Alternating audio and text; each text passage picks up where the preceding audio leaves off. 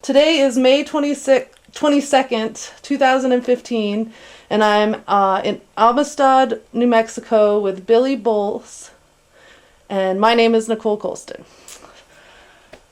So, Billy, will you tell me, or let's begin, where were you born and when? I was born 2 miles south of here in 1934. And could you tell me a little bit about how your family came to be in this area? How they came out? Yeah, how they homesteaded, how your parents ended up here. They came, my grandmother brought 5 kids out here in 1910 from Illinois and homesteaded. And all the boys homesteaded when they got old enough. And I had one aunt to homestead when she got old enough. Mm-hmm. And were you all close by to each other? Were all the homesteads close to each other? Well, my aunt homesteaded about a mile from here. Uh-huh. And then I had an uncle to homestead about 15 miles southeast of here, and an uncle about 10 miles east of here. Mm-hmm. And but they all. And those are your dad's brothers and sisters. The 2 uncles sisters. then moved to Oklahoma Uh-huh. after they homesteaded, but my dad stayed. Your dad stayed. And tell me about your mom. How did her family end up here? Well, they came here from Oklahoma, and my grandfather had lost his wife, and he brought the 3 youngest kids with him.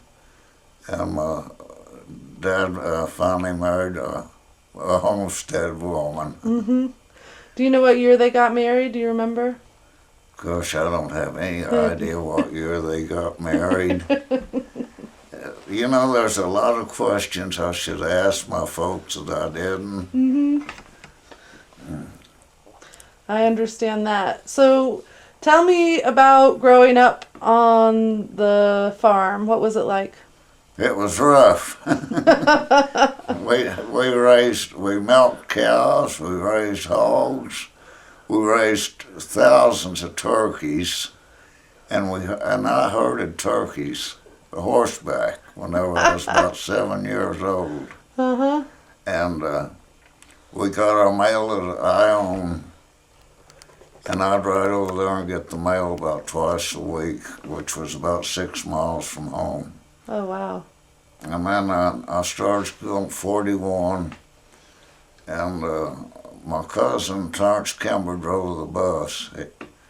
And his bus wasn't very big. He had to put a seat down the center of it so us little kids would have a place to ride. And I don't know, he'd hauled about 15 or 20 kids to Olmsted then. At Olmsted, there was about 115 kids in school then. Wow. That's a good bunch. That's different from today. Yeah, and then my first grade teacher, I remember her real good, Bertie Farncottrell. She was a real pretty young woman. And we had some neighbors over here named Kelly across the road.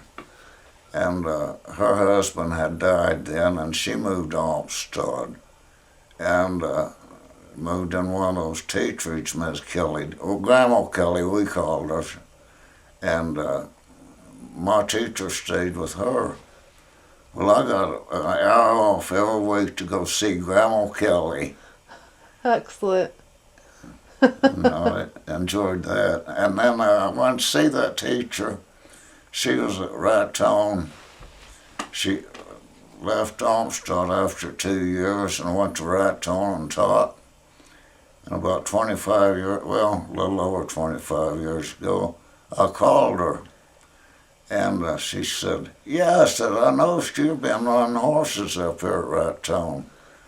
And you hadn't been by to see me." And I said, "Miss Cottrell, I didn't know you lived at Raton until I found the phone book." And so I told her, "Now I'm going to be by and see you some of these days." And so me and Benny, I'd brought my horses home this Labor Day. And Whitman and Benny, the deaf boy, went up there to Right Tone. I said, we're just going to stay 5 or 6 races, and we're going to go see Miss Cottrell. And we drove up to her house, and she was out in the yard. Billy Bolz, I knew you'd be here today. And I went in the house, and she said, do you drink coffee? And I said, I do all the bad habits, Miss Cottrell. And, she said, well, now I don't have a coffee pot. I'll make this sheep herder's coffee yet. And that's what we had. But we had a real good visit. She remembered dang near all us first graders' name. That's amazing. What made her such a good teacher, do you remember? Do what? What made her such a good teacher? Probably us kids. Tell me more stories about growing up. What else do you remember? Oh, golly, slopping the hogs and carrying feed to them. Our hog pen was away from the house, and we had to carry water to the house because we didn't have any pipeline from the windmill to the house. And we milked about 15 head of cows and shipped cream. And we had to get up about 5 o'clock every morning. Didn't make any difference whether it's summer or winter. And we'd milk them cows, and we'd hold her. Then about once a week, we had a separator, and we separated the cream from the milk. And once a week, we'd haul the cream down to my grandma Douglas, which was 2 miles from here. And a guy by the name of Joe Martinella from Trinidad picked the cream up and hauled Trinidad Creamery to Trinidad, Colorado. And then I got my first pony when I was 7 years old, too. A little 2-year-old Indian pony. And you rode that around herding turkeys? And that's what I do. And those blooming turkeys, you could drive them out, and if they found a rattlesnake, they'd just go around circles. And you had to wait till somebody could come to kill the rattlesnake. So you did chores before school? Did you do chores after school? Before and after. And we didn't wear our school clothes out to do chores either. We had our chore clothes, we called them. And so, but we didn't. My mother, all she had was a washboard to wash clothes on then. So you had special clothes for school? Is that what you're saying? Yeah. And chore clothes? Yeah. Yeah. Yeah. How many brothers and sisters did you have? I had a brother next to me, and then a sister, and then a younger brother. Well, the sister lives east Olmsted. Well, the brother next to me lives at Albuquerque, and the youngest brother lives at Pampa, Texas. And then I had 2 half-sisters about 20 years older than me. But they never was at home then. So you went to school in Amistad, and then you went to your last year of school, high school in Clayton. Yeah, I stayed with Chester Kimber's grandmother, which was my aunt and her husband. 5 days, and then I'd catch a ride home every Friday and go back every Sunday. The worst deal I ever pulled was around Thanksgiving, came a big snowstorm, and I couldn't get home. And finally they cleared the roads enough for we could get up over here about 5 miles north, and I caught a ride out with some people. And just happened to be Miss Ellis was down at these people's house, and she said, well, you can ride up to our house. It's a real pretty day, but there was a lot of snow on the ground. And they loaned me a horse to ride from 5 miles over there to 2 miles, about 7 miles. To get home. Get home. And my folks didn't know I was coming. And if that horse would have fell with me or something, that would have been it. Yeah. That was one of the stupidest things I ever did. So you were born in the height of the dirty 30s. Do you remember any stories or any? Well, I can kind of remember my brother next to me, which he'll be 78 in December. He had eczema and asthma real bad. And when those dust storms would come in, when he got, of course, that was after 34, he would, they'd have to put a sheet or kind of around him, and they got stuff they called asthma door. He could breathe. Yeah, they'd make a smoke, and that was the stinkiest stuff. You remember it? Yeah. And then in 37, my dad didn't have very many cattle, and he took cattle in for Culbersons. They had registered Hereford cows, and he had 4,000 acres leased south of us. And they put, I don't know how many Hereford cows in there, and these big Bremer bulls. 2 Bremer bulls over there and 1 out north here. And this one out north, he would go over there to visit those bulls. He'd just jump the gates, and they'd whip him, and he'd come on back. And why did your dad take the cows over? Or was it part of his? He was pasturing them. He's pasturing them for Culbersons. For Culbersons. What other stories do you remember from that time? Oh, well, I remember that pony, him being a 2-year-old, an Indian pony. My dad wouldn't ride him, and he didn't want me fooling with him. But he'd be at the field, and I'd saddle him up and stuff. I got my new saddle from J.H. Game at Clayton. And anyway, that pony, I'd fool with him, and I got saddling him, and I couldn't get on him. He was a little bit too tall for me to get on. I'd have to get him across the tongue of a wagon or something where I could get on it and climb on him. And I'd ride him in a lane we had over there. And one day my dad came in and he said, "You been riding that damn horse?" And I said, "Yeah, he's gentle." "Well, okay." And Daddy'd go to the field and cultivate. "You come up about 10 o'clock and you can pull weeds since you can ride." And I'd go up there and pull weeds, and then I'd have to come home and get the milk cows then. And so one day I left the gates open, and left my pony on the back there. You know, that dang horse was stupid enough, he went back to the field, and I couldn't figure out where he went to. Well, that evening when Daddy came in with the work horses, he had my pony out behind, and he said, "Well, Peanuts came back to the field." And then one time, he farmed quite a bit around.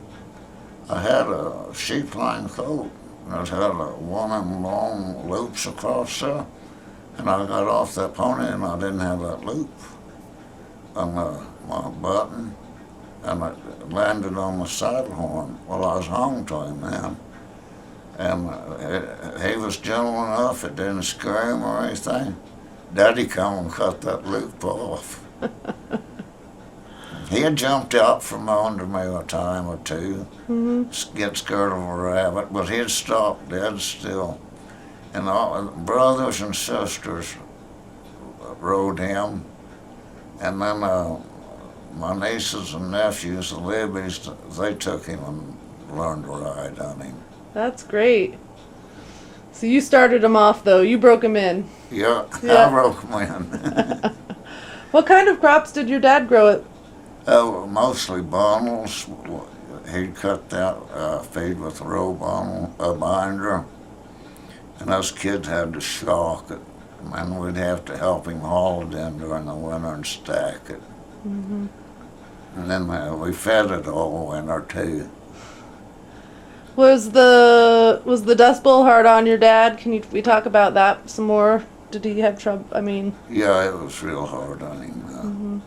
See, he had a heart attack when he was about 32 or 3, and he took, the doctor lived over North Olmsted, Dr. Broser.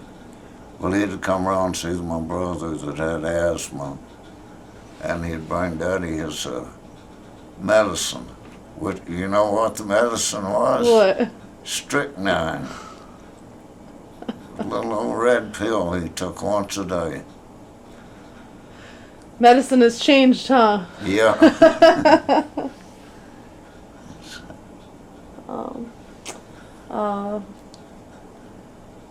What else do you remember about the Dust Bowl? I couldn't remember a whole lot then, Yeah. because it started right, well, in 41, the year I got my pony, I think we had 40-some inches of rain. So you remember the rain? Yeah, I remember the rain, and then that winter was real bad. Of course, World War II was going on, and riding that bus, and you couldn't get tars, and you had to carry these books and stuff to get sugar and your gas. You allowed so much every month. I remember You that. remember the books? Yeah. Yeah. And I remember how we used to butcher hogs and stuff. We'd butcher 7 a day. And then my mother would cure that meat up and make sausage. And we'd butcher beef and hang it in the garage over there. And neighbors would take some, and we traded out that way. Mm-hmm. And we'd have steak for breakfast. Wow. It sounds like you have a lot of things going on in your farm. Yeah. Milk cows, turkeys, Garden, hogs, we had everything garden. then, that they don't have nowadays. We don't even have a milk cow. Of course, I'd be too lazy to milk now anyway. Do you think that your family or anyone in your family thought about leaving during the Dust Bowl? No, I don't think so. I think there's too poor to leave. Too poor to leave. Yeah. How do you think your family, or maybe even your aunts and uncles, how do you think they got by? Well, it didn't take very much money them days to get by. Yep. And us kids, we probably got to go to Clayton once a year. And we'd have a quarter. And we went to a place next to the Luna Theater up there they call the Dust Bowl. And you could get a hamburger and a Coke for a quarter. And boy, that was a treat. So once a month you went to Clayton. Yeah. Uh-huh. No, we didn't go once a month. About twice a year. Twice a year? Yeah. Oh, yep. And we was right uptown then. Of course, the people from the country would go to these towns, and these towns would have every store open on Saturday back them days. But now you go in there and they're not open, a lot of them. Mm-hmm. So Saturday used to be the big day, but not anymore. Mm-hmm. After high school, what did you do? Well, I came home. I was out of high school about 3 years before I went in the Army. And came home and farmed. Well, my dad wasn't able to do a lot. Most of it was up to me and my brothers. And then the neighbors, they'd need help. And I'd make $1 an hour then. And I was rolling in the money in the fall, 10 or 12 hours a day, $12. That was a lot of money. Yep. Then in the 50s, of course, it was got dry in the 50s too. A guy down south, he came up. Of course, his wife at one time was my high school girlfriend. he came up and he wanted me to come down. He had raised a good crop and help him cut feed and stock feed. And he said, I'll give you $1 an hour and room and board. And I went down there and I put in 12 hours a day. And it came about time for him to pay me, and he came around and he said, Billy, he said, I hate to tell you, but can't pay you right now. And I said, Keith, don't worry about that a bit. I said, I don't need that money. I've got a little dab in the bank. You just pay me when you can. And about a month later, he paid me off. Oh, that's good. So you were a big part of your family's farm during the 50s when it got dry again? Is that what you're saying? Do what? In the 50s when it got dry again? Can you talk about that? Well, in the 50s when it got dry again, we had to feed a lot. Yeah. And then it'd come a little rain or something, the grasshoppers would move in. And they would clean us up. Daddy bought a new sprayer and we sprayed. And nobody could get together where they could spray the whole country. You know, everybody wanted to save that $1. Well, they probably didn't have that $1 to spend. And in 56, I guess it was, year I went in the Army, they got planes in here and killed the grasshoppers out, sprayed. But before that, in 39, I guess it was, we had grasshoppers so bad. And I was telling you about this deal where you fed them arsenic and bran. Oh, yeah. And they'd just pile up. So they'd eat one another,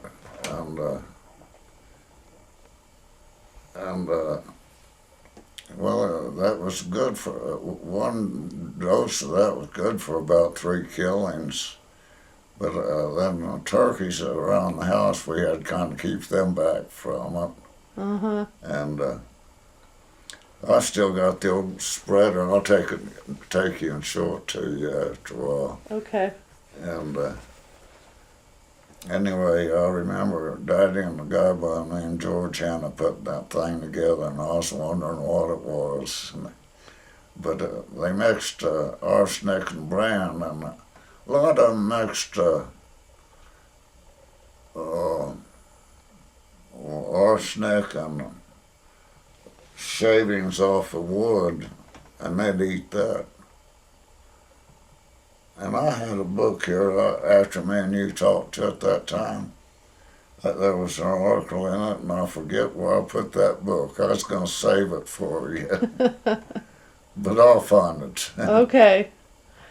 So, in addition to the grasshoppers, what other problems did you have during the dry period? Well, you know, feeding those cows high protein stuff, you'd scare the calves. We had to doctor calves a lot. Mm-hmm. And the calves would be light. Mm-hmm.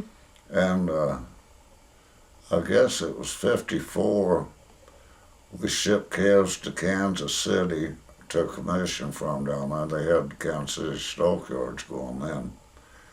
And neighbors shipped a bunch. And then older fella went down there. Well, he was up in his 80s then. He had been there in the 30s, Kansas City.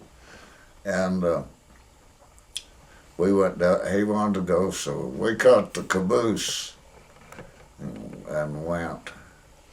And it had 130 cars on that train. Well, going downhill, the slack action would push forward, and then when they went up, it'd jerk. Well, you had to keep set down or you'd fall down if it jerking. So we got to Kansas City, and Mr. Hart, the guy that went with me, he wanted to go uptown. So we got a ride uptown. I hadn't ever been to Kansas City. I had never been to any place bigger than Clayton. And we got down, we got in the main part of town, and he said, Golly, there's a lot of people here. And I said, yeah, and some of them look pretty damn rough. I said, Mr. Hart, the next taxi we see, let's catch it back to the stockyards, and I made him mad. But we caught it back to the stockyards, and he was ready to come home then. Uh-huh. I don't know what he saw at Kansas City in town that he wanted to see. Were you just checking on your cattle? Is that why you went? Or? Yeah. Yeah. And was that Of a good... course, it was free ride to and free ride back. You got to ride a nice train coming back. Mm-hmm. So was that a good idea, do you think, shipping your cattle? I mean, I know it's a little expensive, right, to have them in the stockyard? Well, really, it wasn't real expensive shipping them to Kansas City. They gave you kind of a discount on account being dry on the freight and one thing and another, Mm-hmm. and the commission. Colin Russell was our commission man, and of course that stockyard held about 50,000 head. And the day that we were there, they had 25,000, which was quite a few. Do you think there's lessons from the 30s that you and your dad used in the 50s to get by? Yeah. Like what, for example? Well, we got a little bit of rain along in the 30s, and milk cows was the main thing, kept us going. That cream check every week. And then we had quite a few chickens. My mother sold eggs. Well, we always had a little income every week then. Uh-huh. And then, of course, we had everything that we need to eat, you might say, at home. All we had to do is get a little dab groceries, dumpster. Yeah. And they were good enough. Well, about everybody in the community, they wanted them to charge it for once a month anyway. All these little stores did that. That charge and then you paid once a they just month. want one payment once a month. Yeah. Same with the garage dumpster. You could get gas on and you paid them once a month. Tell me more about what Amistad was like then. What kinds of stores and shops were there? Well, at Amistad, how many stores and stuff? Yeah. There was 2 stores. In the garage, a post office. Well, the post office still there, but no stores, no garage. Anything else? Well, not when I was growing up, but at one time they had a hotel and stuff there.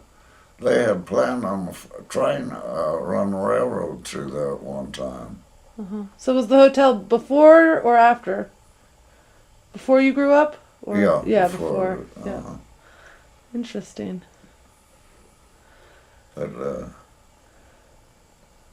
see then, the school I started at is back north of the gym, and it burnt down in 48 or 49, or maybe 47, and then they built a new schoolhouse. But we had a school in the gym till they got the new schoolhouse built. That's interesting.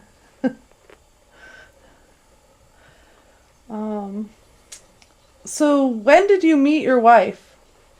Oh, this is a sad story. No, they had a teacher.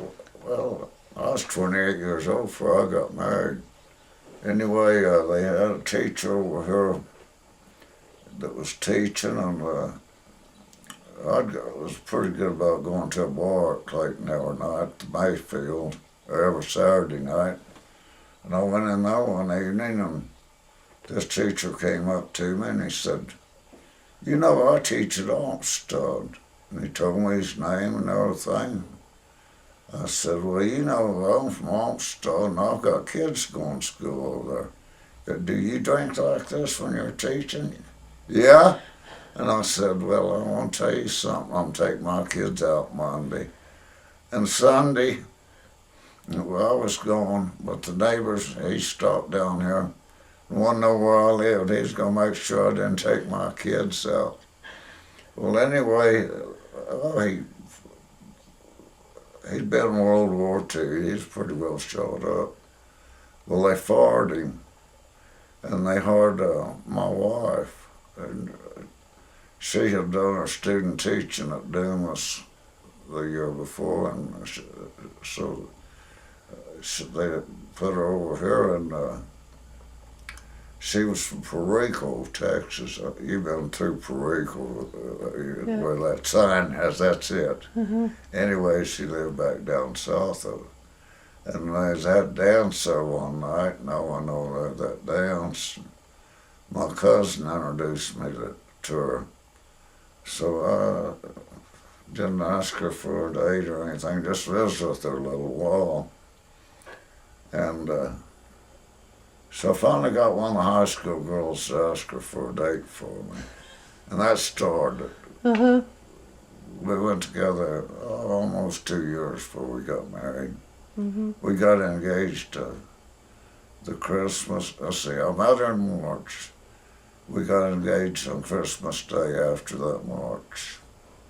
And then we got married in August the next year. What year was that? Golly, that's been a long time. All right. 62. Okay. But and then we started raising kids, and then, of course, Benny, the youngest boy, she had those hard measles, and golly, we took him. My mother was here with us, and she was changing his diaper one night. He was born real small. I forget what he weighed. But anyway, she was changing his diaper, and I looked, and I said, you know, he's got something wrong with one eye. It's glassy. And my mother looked, and she, yeah. So my wife came, yeah. And so she took him to the doctor, and he said, well, I think you need to take him to Loveless Clinic and have a good checkup on him at Albuquerque. And they did, and found out that was a cataract on his eye, and checked his hearing, no hearing, and they suggested they get that cataract taken off, so he went to Amarillo and got it taken off. And that's when that old-time cataract deals, where you had to wear a patch, and he wore that patch all right. He wasn't but a couple of years old. And then we had his hearing checked out, though, and that wasn't any good. So we had to find somebody that sold hearing aids, check his hearing. And he started wearing one of those pocket hearing aids when he was about 3 or 4 years old. And then we decided we better take him, see about getting him started at speech and hearing school. So we started down Amarillo and took him once a week when he was, I think he was 4 years old. And then the next year we had to stay over there 5 days out of the week for 9 months. And we did that till he graduated from high school. But of course he graduated from Tascosa High School. So you were down there all through his schooling? Yeah. Yeah. So tell me about that. What did you and your wife do down there, or for work, or? Do what? What did you do for work when you were down there? Well, I'd rather not mention that Okay. first, sure, but no, I went to, the first day, you know, I always thought I had to go to work first day I went anywhere. I worked sale barn in Amarillo. Well, this cattle trader had some cattle up here, and I didn't know him too good. And he come around that evening, and he said, J.R. Taylor said he don't need you all the time. That was a sale barn. He said, but I could hire you 5 days a week. And gave me a big old talk, nice talk, you know. And I thought, well, sounds like a lot, pretty good deal, $15 a day, and he'll furnish pickup. 10 hours a day, that's $1.50. But and we had to find a house too. But anyway, I went out there and went to work for him. And we found a house, a woman went to church with us, had a house that was kind of beat up, and she said, if you'll fix it up, you can have 6 months free rent, and she had furnished the paint and everything, which was a good deal. So Mary Frances got her uncle to work on the house, and he did that free because he wasn't doing anything anyway. And I went out there and went to work for that cattle trader, and after the first month I decided I didn't need to work for him. But I stayed with him till the end of school, and I said, Sam, I want to tell you one damn thing. You don't need to ask me back next year. And so I went to work for a carpenter over there at Conway. They put in a Stuckey's building, and he was a contractor on that, and we put that up. Mm-hmm. And then I had come out here part of the time on account of Kevin pretty early. So that left her and the kids over there. Mm-hmm. And then after that, I just kind of day working one thing and another, farm for different ones. And then this guy he wanted me to buy cattle for him, so I said, J.R. Taylor, the manager, told me that I wouldn't be any cattle buyer. And he said, well, go up there and try it. So that's where I got a good start, was buying cattle for him. Mm-hmm. And then, well, that wasn't enough work. There was an ad in the Antelope paper, need part-time help. So I called this guy up, and yeah, he said, I could use part-time help. He said, you got to come out to Wildorado, though, farming one thing and another. He said, if you want to, we'll try for half a day at a time. After you get to sale barn, whatever. So I was with him about 10 years. And the year that after Benny graduated, well, he went to TSTI for 2, making saddles and one thing and another. Well, I went out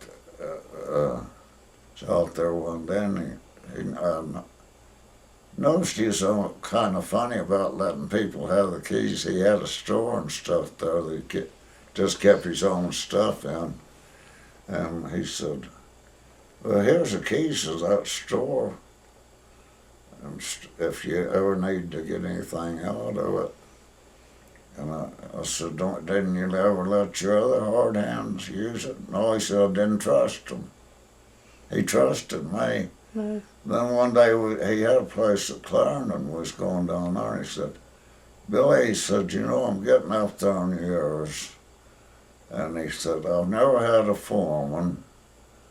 He said, and you've worked pretty good for me. And whenever it come wheat planting and one thing and another, what time he could, would you like that job? He said, I'll pay you real good, and I'll buy a house in Amarillo for you.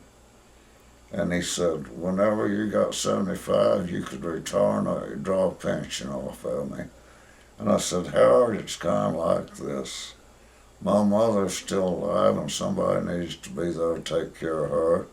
And my wife has 3 bachelor uncles that's not in very good shape. Somebody's got to take care of them. And I said, I'm going to have to turn you down, I think. Oh.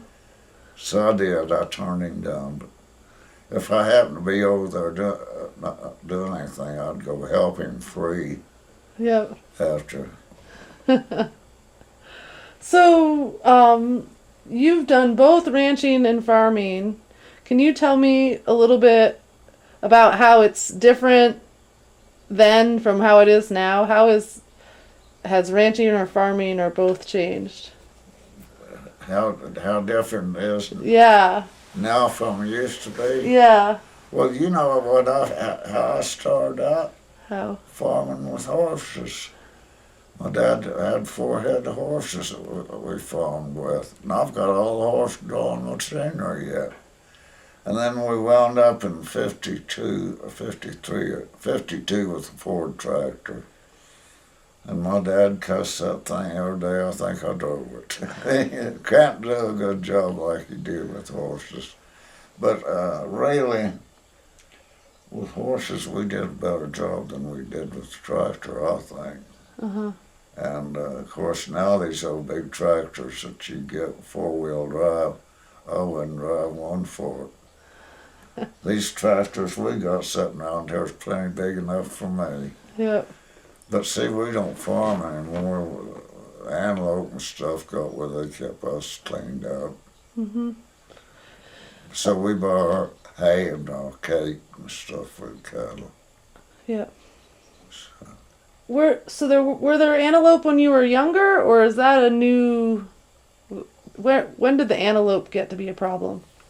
Do what? The antelope. When did they get to be a problem? They weren't a problem when you were younger. About 15 years ago, I put weed in over there, and they just clean that weed out. Yeah. And what's the use? And they run through your fence. You don't have. They tear your post up, tear your wire up. That's what Benny's doing. I was putting in new posts.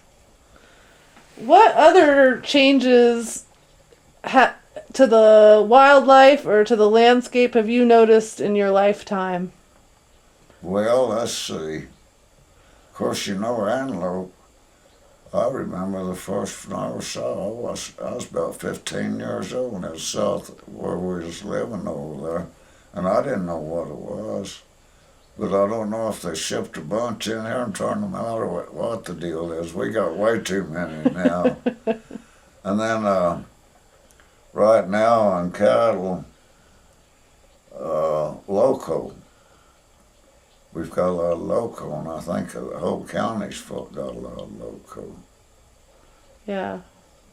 So that's a change. Mm-hmm. You get them things on loco. And do you think that's because of the last droughty period? Is that when the locos started coming? I don't understand loco that good. I know there's been people when it's been pretty dry. If you had a pretty good winter, that stuff comes. Yeah. And it sure gets pretty, but it's not very good. Right. So after Benny was done with school and you came back to the farm, what happened next? Well, what happened next? Well, my wife, she taught school at Olmsted for a while, and I had cattle then. Me and my mother run cattle together, and so that's what happened next. So you were running cattle with your mom. Yeah, Yep. me and her was. She had her own and I had my own, but Mm-hmm. we run them together. And when did you get involved in the horse racing? This is a kind of funny story about. I guess about 30 years ago, I used to be my neighbor down in the south here. Sam Britt has his place now, but he'd been out buying horses for quite a while and running them. And he had this, I was over there, I guess Mary Francis and Benny, Benny was still going TSTI. I was over there one day and he said, he'd bought this horse out of California, he hadn't been broke, but they broke him and sent him to Denver. That's when the track was at Denver. And a guy by the name of Jim Richardson from OOHRP was training him. And so they run him the first time at Denver.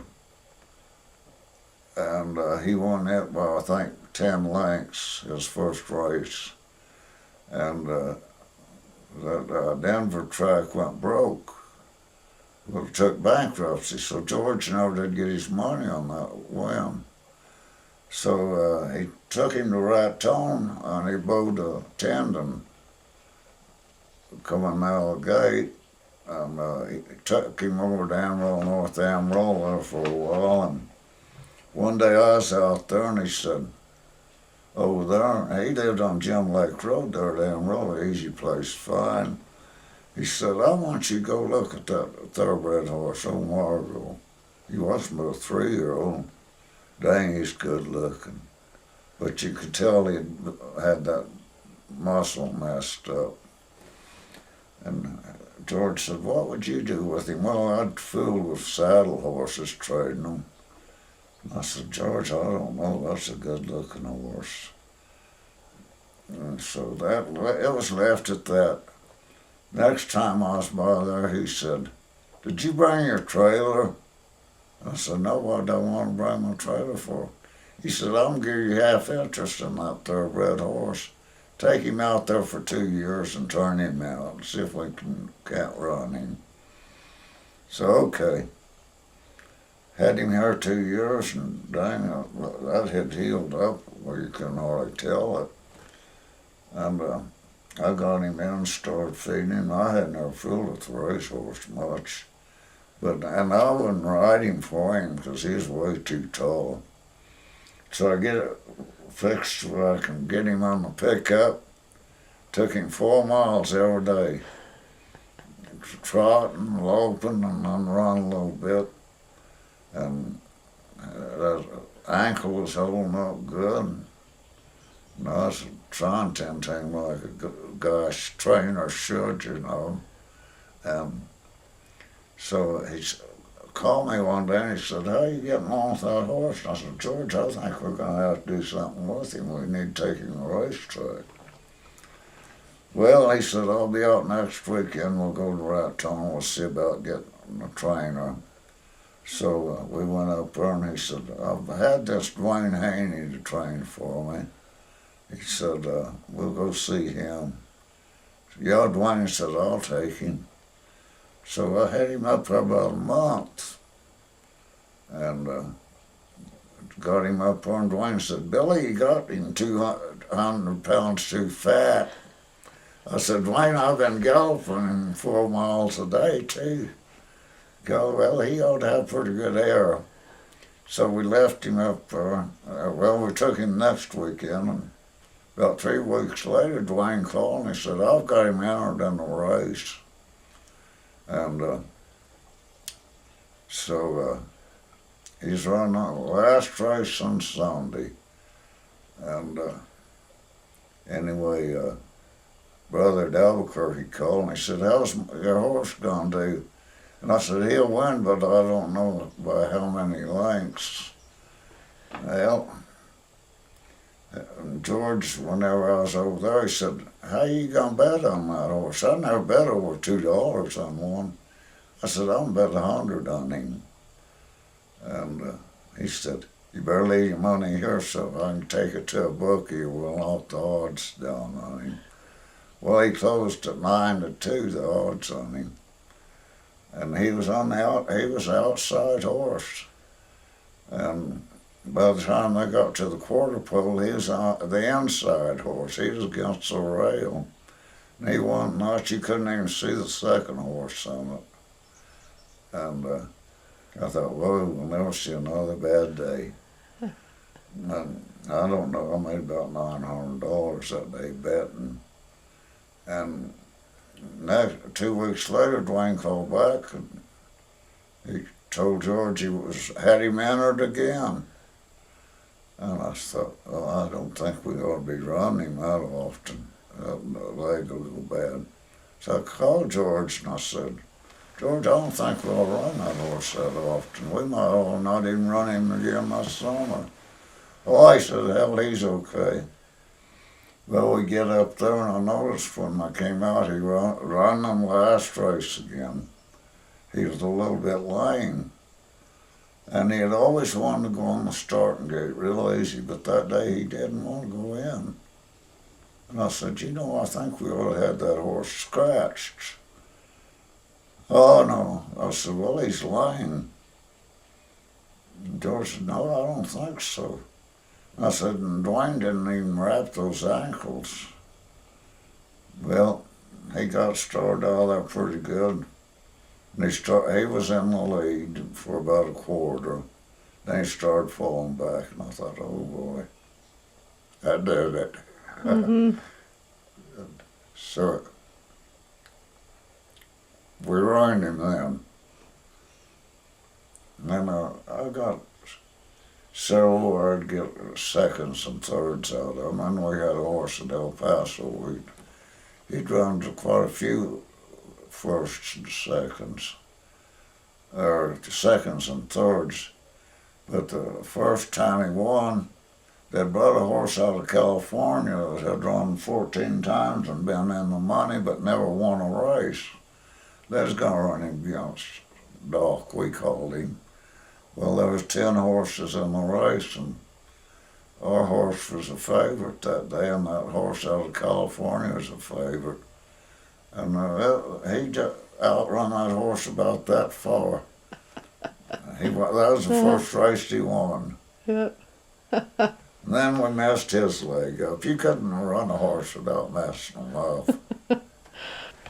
Yeah, we used to run Hereford bulls with our cows mostly, and then my dad, he started buying these southern cows, and he kept some of the heifers, and we bought black bulls and put with them.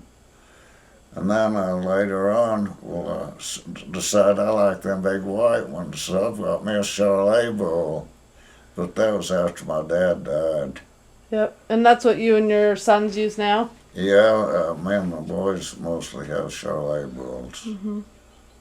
You said that at one time your dad had up to 700 head? Yeah, 700 or 800 head. He had this place, and he had 4,000 acres leased there, and then he had a place down south there he had leased. And they sent a lot of them, him and some of the neighbors in the Drought sent a bunch of cattle to Alamogordo. Mm-hmm. And then he sent some out close to Mascara. He had cattle strung everywhere.